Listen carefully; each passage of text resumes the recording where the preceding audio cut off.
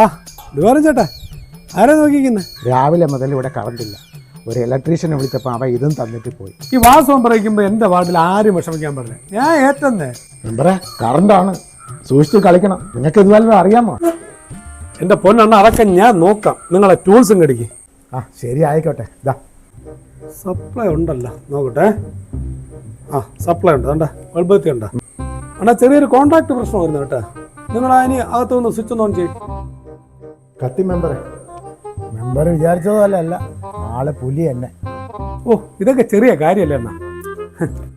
Member എന്താ പതിവില്ലാതെ ഈ വഴിക്ക്? ഇലക്ഷനൊക്കെ വരെയല്ലേ, നിങ്ങളെയൊക്കെ കാണണ്ടേ?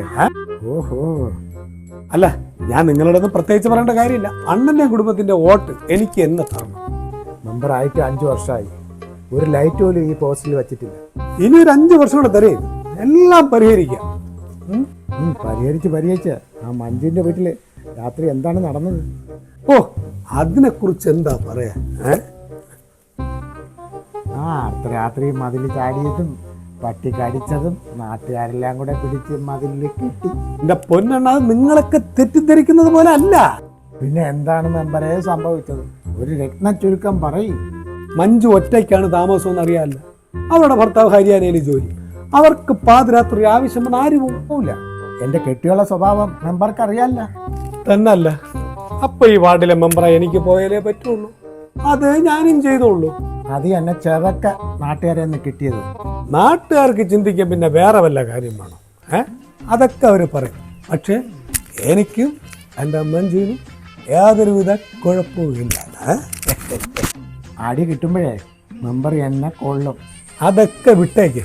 ഇപ്പൊ നമ്മുടെ വിഷയം അതല്ല. അടുത്ത ഇലക്ഷൻ വരെയാണ് എനിക്ക് വോട്ട് തരണം. മെമ്പറെ, ഞാനാവണ്ട നിങ്ങളെ വീട്ടിൽ കയറ്റി. ആരെങ്കിലും നിങ്ങളെ വീട്ടിൽ കയറ്റി. ഇതെല്ലാം നിങ്ങളുടെ ഇവിടുത്തെ ചില ജനങ്ങളുടെ തെറ്റിദ്ധാരണ. അത് ഞാൻ പറഞ്ഞിട്ടുണ്ട്. പാർട്ടിയിൽ വിശദമായ ഒരു യോഗവും ചർച്ചയൊക്കെ വെച്ചിട്ടുണ്ട്. എല്ലാം ക്ലിയറാവും. മെമ്പറെ, നിങ്ങൾ ഒരുപാട് കാണുന്നുണ്ട്. എന്തായിരുന്നാൽ വോട്ട് ഇപ്രാവശ്യം നിങ്ങൾ പ്രതീക്ഷിക്കേണ്ട. എൻ്റെ പൊന്നു വികാരം ചേട്ടാ, നിങ്ങളും ചേച്ചിയും പിള്ളേരുടെ വോട്ടും ഇപ്രാവശ്യം എനിക്ക് തന്നെ തരും. അങ്ങനെ നിങ്ങൾ പറയണ്ട. മെമ്പറെ, പാർട്ടി നോക്കിയല്ല ഞങ്ങൾ വോട്ട് ചെയ്യുന്നത്. നിങ്ങൾ എന്തിനാ ആ ഗോപൻ കൺട്രാക്ടിൻ്റെ വീട്ടിൽ റീത്തങ്ങോട്ട് പോയത്?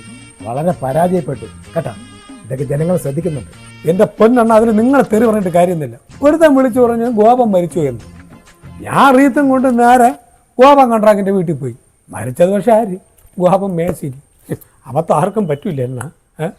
എന്നാൽ ഇത് വല്ലാത്തൊരു അബദ്ധം തന്നെ. അതൊക്കെ പോട്ടെ എൻ്റെ അണ്ണ. ഇലക്ഷൻ വരെയാണ് ഈ വാർഡിൽ ഈ മെമ്പർക്ക് തന്നെ വോട്ട് തരണം. വോട്ട് തരണോ വേണ്ടിയെന്ന് ഞാൻ ആലോചിക്കും. ഇപ്പം ചെല്ല്.